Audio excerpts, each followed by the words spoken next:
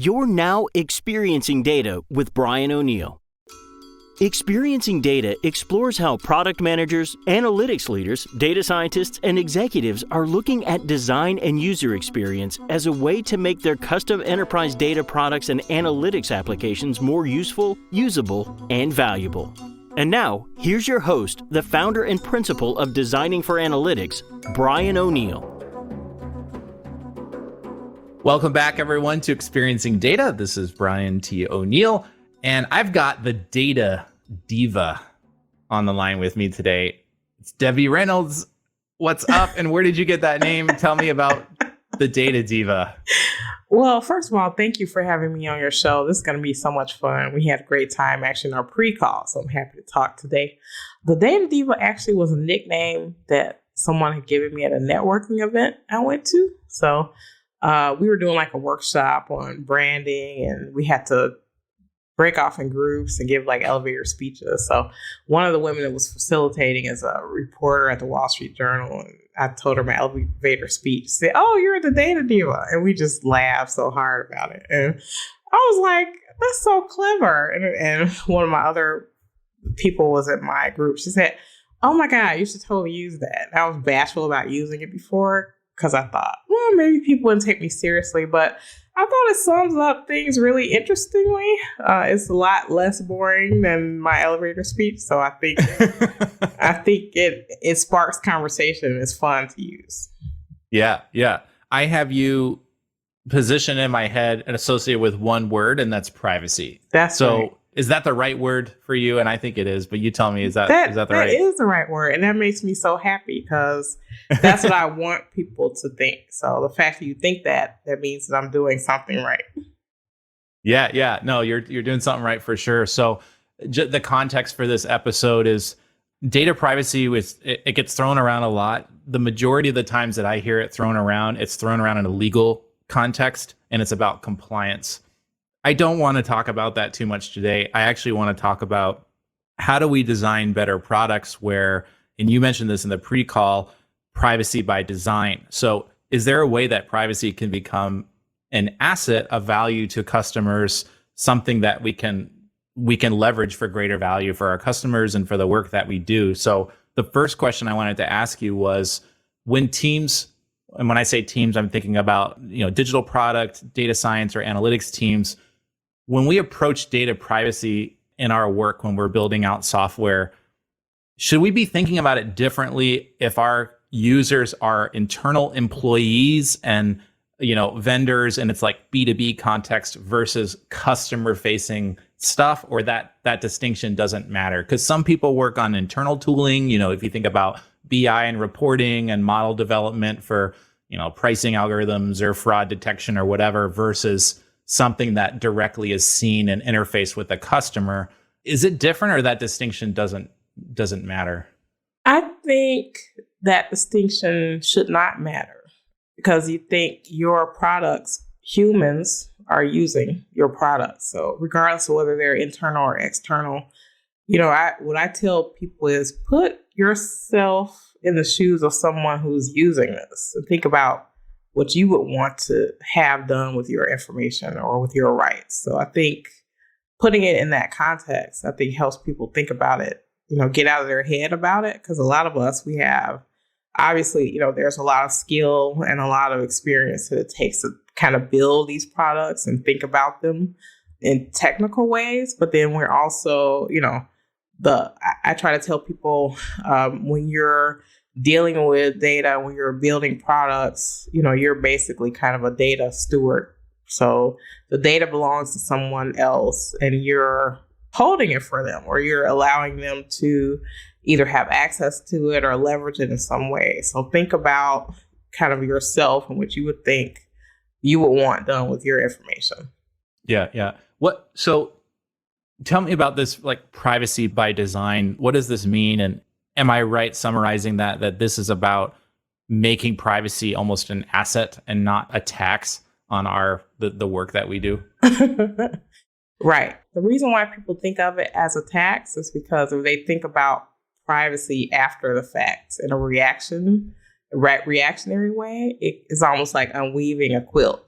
So it becomes harder to do after the fact. So the point about privacy by design, and the reason why I really like that concept, is because it's very different from kind of the way laws are passed in general, where laws are typically a reaction to some harm that happened already. Privacy by design is like, look, let's go down to kind of the fundamental levels of how people are creating things and have them think about privacy as they're doing that creation. So then it's not a difficult thing at the end, because privacy really isn't something you could tack on at the end of something. It's something that becomes harder if it's not baked in.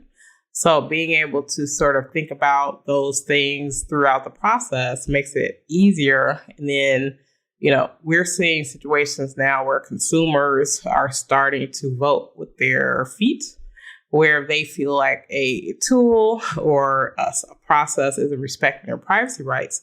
They want to be able to choose other things. So I think that's just the way of the world. So it's not just, this is a pain. It may be a situation where you're going to lose customers, you're going to lose market share if you're not thinking about the rights of individuals. So I like to work proactively with companies on this. I work a lot with companies in emerging technologies and who are developing tools and software, and I'm advising them so that they're, again, baking privacy in so that when they have a finished product or they're going to market or something, they don't have those barriers to adoption, and they don't have the stopping points or the pain points that other technology companies or other kind of data science folks reach when they're trying to, reach a either internal or external customer. Got it. And I like the way you think of that. And by the way, I just wanted to mention that when I read your bio, you sent me the bio, and we always do a transcript of these recordings. In our pre-call, I was very impressed. All I could imagine was the amount of reading that you must have to do when we think about the internet has no geographic boundaries. And it's like, where's the product made? What server is it hosted on? Where does the data travel? And it's like, now you're in the Europe and they've got GDPR, and now you're in the States. Oh, but you're in California. I was like, it must be mind boggling for companies to navigate this space and try to, is it hard to innovate here? Because especially in a global company, if you're working with software in particular, it just sounds like daunting to me if you want to be careful, but also you want to, where the lines are sometimes gray about this, especially like in the marketing space. These lines feel, maybe they're not gray. They feel to me like some of them are like, okay, that's a little why do I see an ad for this thing? These third-party cookies and all this kind of stuff. Tell me, is this stopping innovation, or is there just a careful way to do it? And it's possible to actually create better value here if you just understand the law. And talk to me about this. Yeah. Wow. Well, that's a big question, isn't it? Yeah. A terribly phrased one too, as a host. But. Well, first of all, if you don't like reading, privacy is not the career for you. There's tons of reading, tons of research. I now just research constantly. So I can't stop. I'm always doing research for something because I know I'm going to need it. So I just flag it somewhere if I read it. But I think there are two different things that are happening. So I'll give you an example. I'm working on a privacy framework with a company called XRSI. They're a not-for-profit company that creates frameworks for virtual reality, augmented reality, mixed reality products. So that's in any type of space. So currently we're working on medical and education. But obviously, when people think about virtual reality, they think of gaming and stuff like that. But I'm working on the compliance part. But what I'm finding is I have to work in parallel tracks. So one is, here are the laws that apply to certain things we do. And then the other track is, here's all the stuff that we have concerns about where there are no laws. So we're doing things where there are no regulations. So how do we navigate that path? Unfortunately, like I said, the harm comes before the law a lot of times. So when you have a law, it's because something bad has happened already. But we're trying to also prevent things, bad things from happening. So being able to sort of walk those two parallel paths is really important. And so understanding and talking through, what is the potential harm? Like, we know what the benefit is because, you're able to sell your product, you're able to get funding and stuff like that. But where do we think the harm can be for people, and not just look at it from a legal perspective, right? Look at it from a human perspective. Like, would you want your child to wear, virtual reality glasses and it forgets that they have to stop at a corner before they walk into the street? So think about the human things, I think. When you think about it that way, it becomes easier when you're dealing with products. I also have a client where they're working on things like identity passports and, identity cards to have health information and stuff like that. So again, from a human point of view, do you want your kid to have their face in a facial recognition database because they have to get their temperature checks? You probably know, right? So I'm working a lot with designers of these types of things, and we're talking through these things, and it's making it easier for them to actually sell their products, because then, I'm asking them the question that their buyer or their customer would ask, and we sort of go back and retool. So it makes the process much easier at the end. Even what you just said about, in the virtual space, I don't even know if the law is clear. Like, if my avatar goes to a virtual store and buys some shoes, can you cookie me and send me, like, was that me? Or was that like my avatar? And is that personal data? I mean, that must be a fascinating legal space to sit in, especially because the law probably hasn't even thought about defining some of that space, right? The terms and like, I don't know. Yeah, we don't have to go way into that, but it sounds interesting. It's totally wild. So I'll just give you a quick example. Ambient noise. So if you're wearing glasses, they're obviously taking measurements of your face and your eyes and what you're doing. From a medical perspective, the way that your head moves may tell them something about your medical condition or something.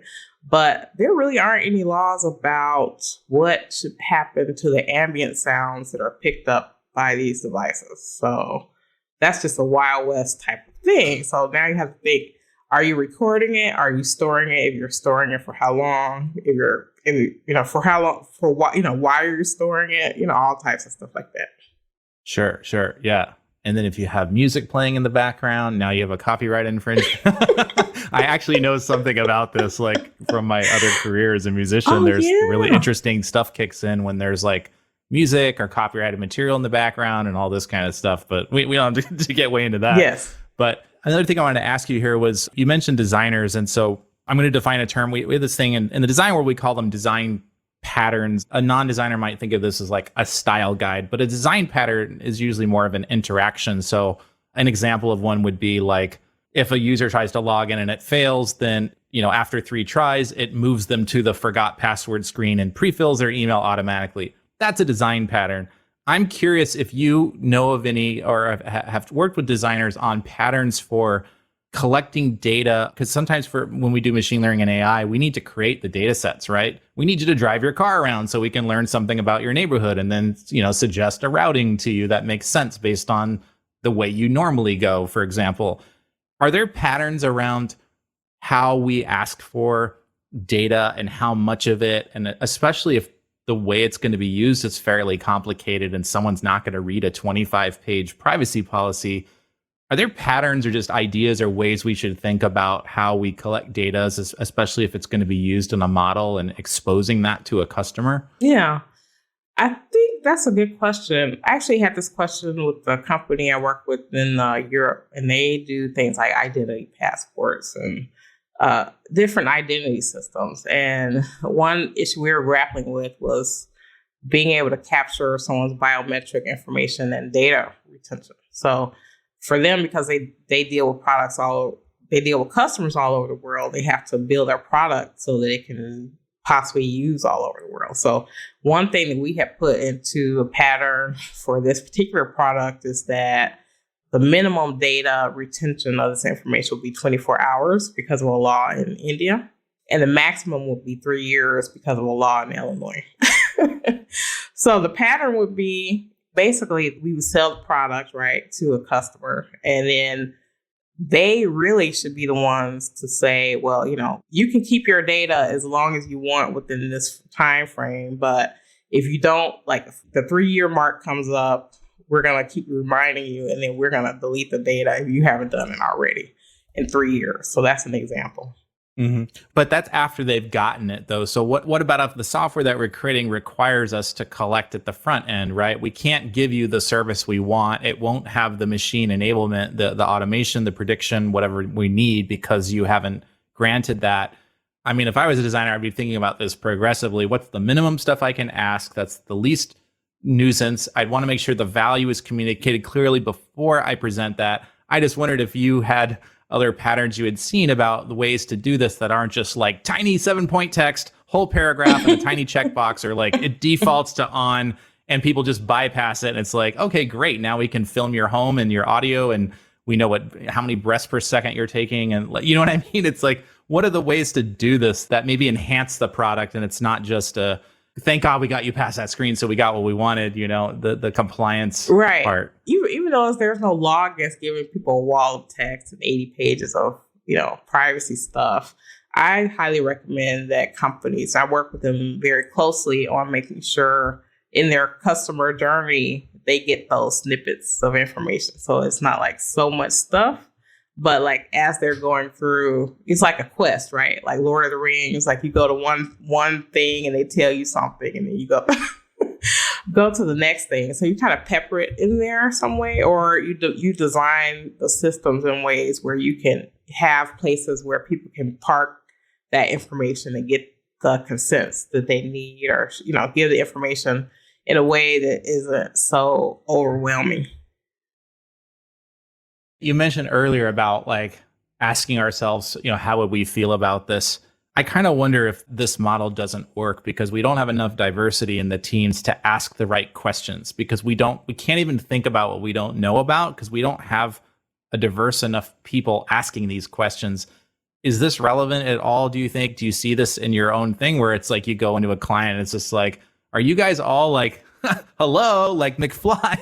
Like no one's asking this obvious question that maybe is obvious to you, but they're not, because they're all living in the same world. We're all clones. We all, we walk the same talk. We have to use the same technology. We all have an Echo in our home or whatever it is.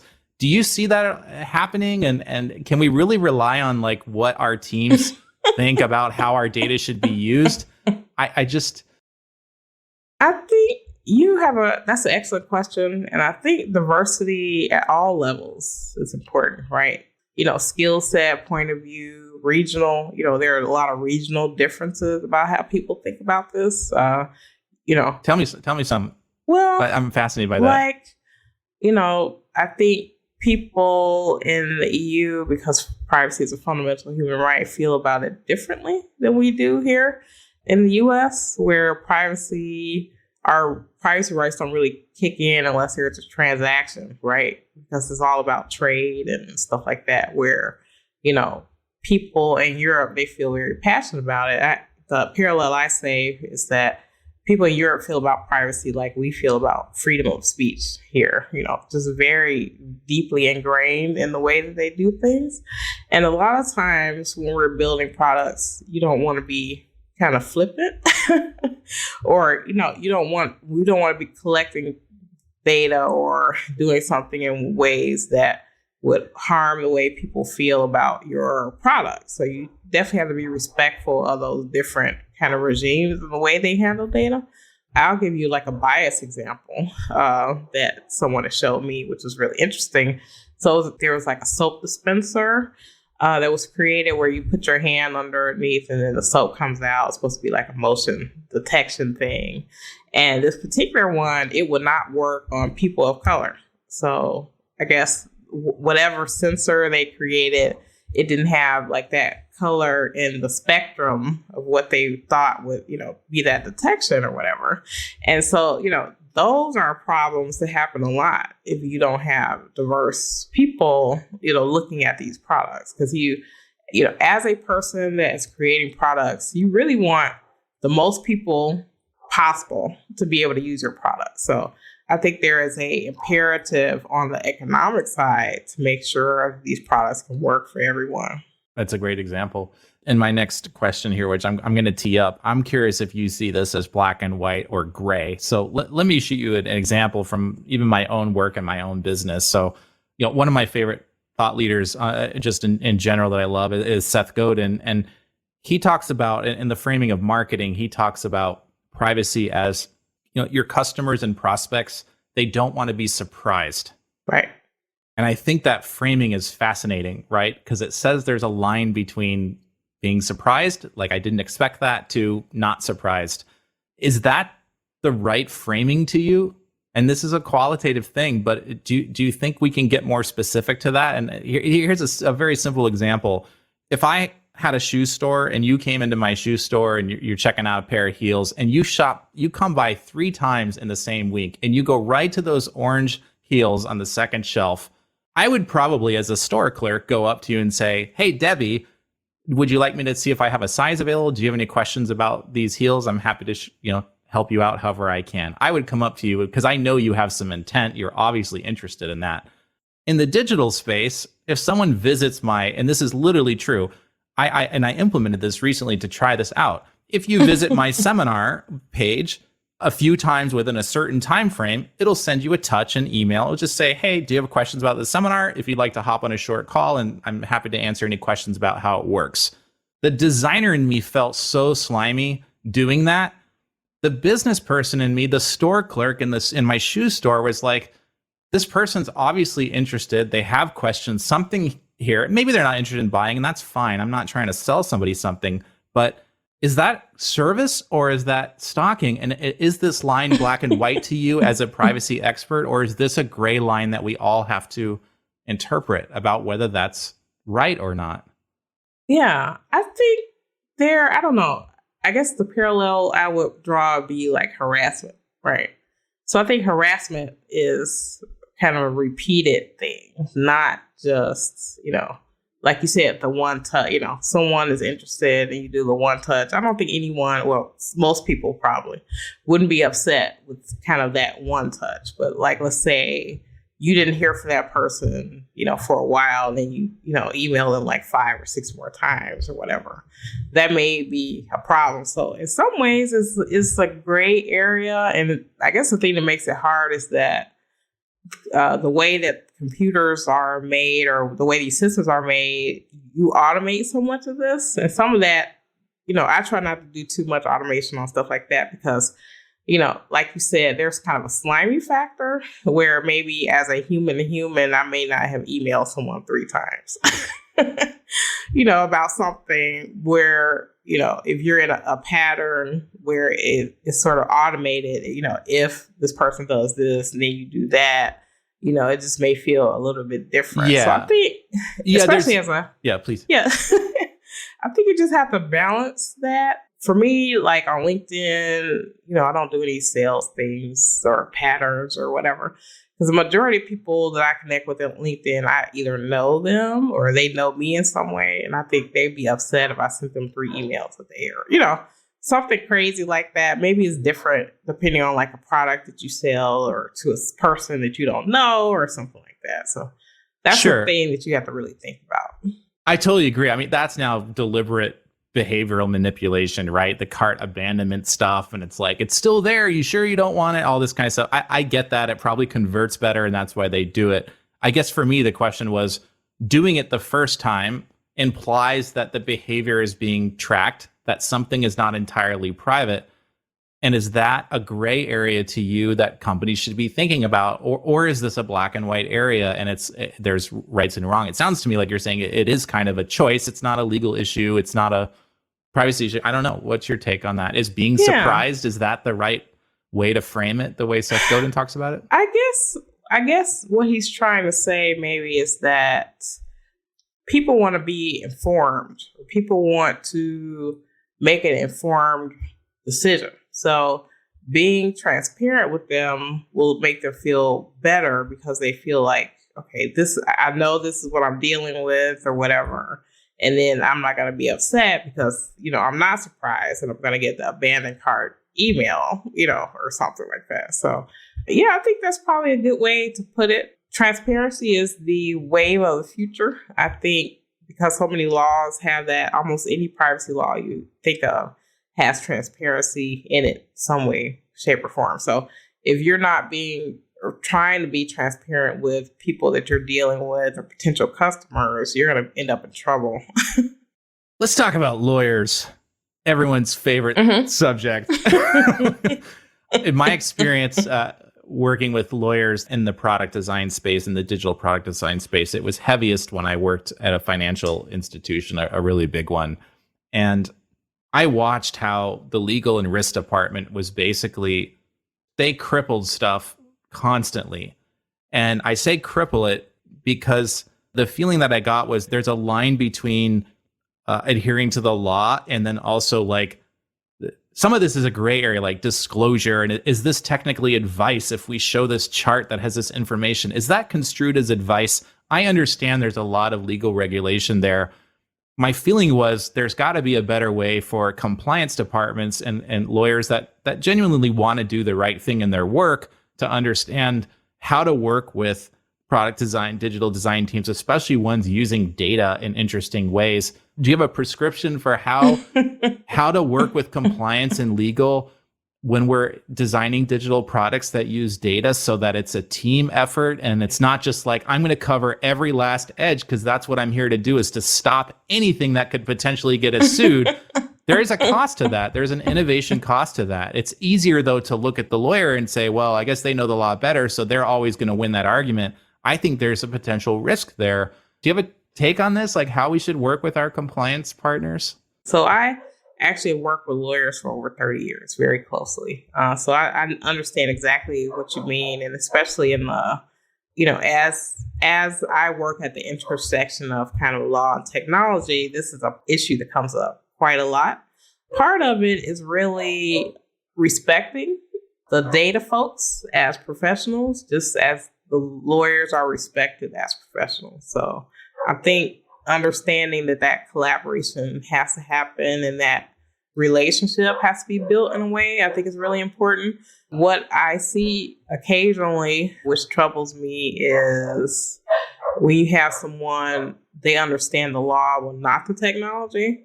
You don't want them to drop a grenade and leave the room. And then it's like, okay, you guys figure it out from here. I'll give you an example. So I was working with someone in Europe about customer records. And this particular lawyer was of the opinion that, databases, when you have a customer record, that every customer has a number, right? That's like the key, right, in the database for how you pull up that information. So this lawyer was saying, well, I think that this customer number is personally identifiable information. So you have to find some way to mask it in the database that you use to pull up the customer record. So as a database person, we know this is not feasible, right? This is not primary possible. Key. It's like and it's sort of an overreach for someone who doesn't understand databases or how databases work to actually say that. But on the flip side, if you feel that is the way, if you feel like that is personal data, there are ways technologically to satisfy that without demanding that someone mask the actual record within the database that people are using to pull up customer records. Because if you did that, you would be out of business because you wouldn't be able to pull up your customers, right? So being able to find a way, whether that be maybe a different field or a different number, that gets masked some way, like on the customer side, is kind of different. So I think being able to talk through those issues and make sure, there's a line, I think, that sometimes people go overboard. And I think part of that is, I've had people tell me, I have an iPhone, I download, songs on my thing. I have like a computer, so I know computer stuff. And I don't think that's enough to be able to sort of usurp the experience and skill of people who know what they're doing with technology and data. Yeah, that's a great example. I wanted to ask you about this project that I'm aware of around individuals monetizing their data. We might have touched on this in the pre-call, but I'd just love you to kind of, as Shane Paris would say, double click on this for me and open your mind to this. So, I advise for MIT's Sandbox Innovation Fund, and once a month or so, I get to talk to students that have questions about, the area that I specialize in. And one of them had a fascinating product that they were working on. And this was essentially a bank that instead of storing your money, the bank stores your data. And when you log into the bank, you get offers. Google would like to use your location for $4 a week. Do you consent to that? For example, Google or whoever it is, right? And so they're directly trying to allow users to make choices about where's my information going, and I want to get paid for that. This seems to me like a really fascinating way to empower users to like monetize themselves. I also wonder if it's like ripe for potential fraud and hack, like creating all kinds of fake profiles. That's one thing. But secondarily is people that need money more than they need privacy, especially in the short term, and they start accepting everything because they just need money, and they don't understand the ramifications of giving every single software company basically full access. I accept every offer no matter what it is because I don't have a lot of money. Can you talk to me about like what does your head think when you like what does Debbie think when she hears an idea like this? Well, first of all, I think data monetization is the next question. So regardless of whether people, how they feel about it, this is going to come up in some way, shape, or form because people are getting more savvy about their information. And I think that they're going to share more data with less companies. So if you're not one of those companies that are on the inside that people want to share with, you're going to have to compete to try to get that person's data. And a lot of that will be probably offers to see, if you can get data from individuals. But I think you're right about, it's kind of a caste system, I think, that's being created where people who can afford to not share their information or don't need the money will have more privacy than others. And in a way, this is already happening. So this is happening already in things like cell phone service. So if you go, let's say you go to one of the discount carriers with a certain package or whatever, where it's really inexpensive, a lot of those phones have all types of tracking on it. So the higher up your phone goes, the less tracking that you have, because you're paying more for that phone and for that service. So this is already happening, I think. It just isn't transparent to people that it's happening that way. So I think I like the idea of people sort of owning their data and having it as a bank. For me, I sort of would rather, I want to know how much my data is worth. It's obviously worth a lot to some people for whatever reason. But I don't think that there's anything we can do to stop this from happening. It's going to happen because companies are going to fight now to get data from individuals. And if they can't get it freely, they're going to have to find a way to be able to get that data from people. Yeah. Debbie, this has been a great conversation. I'm curious, just because I don't know this space super well, are there any questions I should have asked you that I didn't, or anything you would like to close with? I love your questions. I love data folks. So data folks are my favorite because you understand the intricacies of things, things that a lot of us take for granted about how things work in the world. It's great that we can have a phone or an iPad, we can press buttons and stuff, but it took a lot of thinking and work for someone to develop it so that it's easy for you. So I understand that mindset and I know the work that goes into that. So bravo to you. And I like the way that you're educating. I love your technical questions because you're right. I think, in my opinion, when people think about privacy, for some reason they think about lawyers, which I don't understand. Because I feel like privacy is a data problem that has legal ramifications. It's not a legal problem that has data ramifications. Yeah. So I feel like we're thinking about it the wrong way. Sure. And I think people who design products can reduce the risk tremendously from companies or for products, or reduce the barriers to adoption tremendously if you're thinking about these things in the design area, because you won't have the same problems that other people have, at the end of the tunnel, say. Sure. And I mean, trust is so important, not just with a lot of times in our space, we think about it with machine learning and AI and trusting the model predictions and all this kind of stuff. But trust is a brand attribute as well. And it's part of the reason I think design is important because, the designers tend to be the most empathetic and user-centered of the bunch. that's what we're often there to do, is to keep that part in check, because the technology almost allows us to, I mean, we can do almost anything these days with the tech and the data. And some of it's like, should we do this? And if we do it, how do we do it so we're on brand and the trust is built and all these other factors go into that user experience. So great content. I really enjoyed your ideas, and thanks for coming on the show to share them with us. Thank you. I really appreciate it. We hope you enjoyed this episode of Experiencing Data with Brian O'Neill. If you did enjoy it, please consider sharing it with the hashtag #ExperiencingData. To get future podcast updates or to subscribe to Brian's mailing list, where he shares his insights on designing valuable enterprise data products and applications, visit designingforanalytics.com/podcast.